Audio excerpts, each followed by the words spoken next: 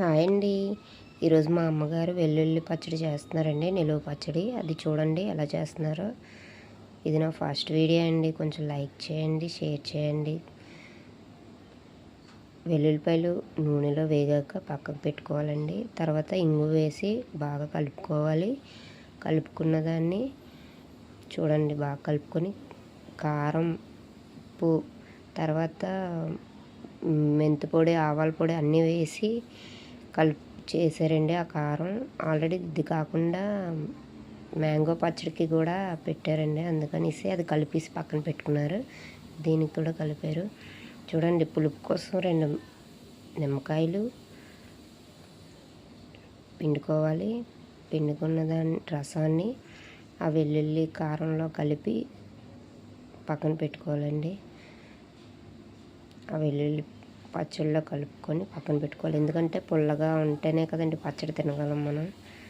అందుకని ఆ 2 నిమ్మకాయలు వేసామండి. వేసి బాగా కలుపుతుంది మా అమ్మగారు.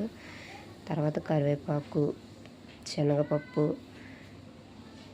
జీలకర్ర, పోపులు, ఎండుమిరపకాయలు ఇవన్నీ వేసి ఆయిల్ పెట్టాలండి పెనం మీద. ఆయిల్ హీట్ అయ్యాక ఈ పోపు దినుసులన్నీ అందులో వేయాలండి. వేసి బాగా వేగాక వేశారు కదండి, బాగా వేయించుకోవాలండి.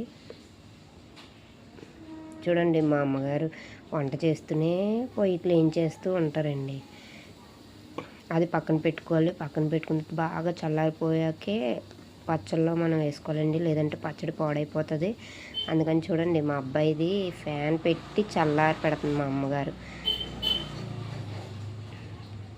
అది చల్లారిన తర్వాత పచ్చళ్ళలోకి ట్రాన్స్ఫర్ చేసుకోవాలండి. అది వేసుకొని బాగా కలపాలి.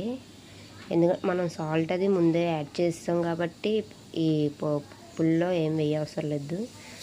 ఓన్లీ జీలకర్ర, శనగపప్పు, ఎండుమిరపకాయలు, కరివేపాకు, పోపులు అంతేనండి.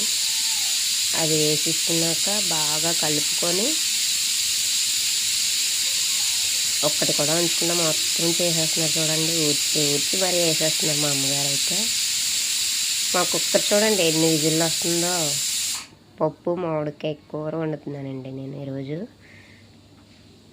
చూడండి బాగా కలుపుకొని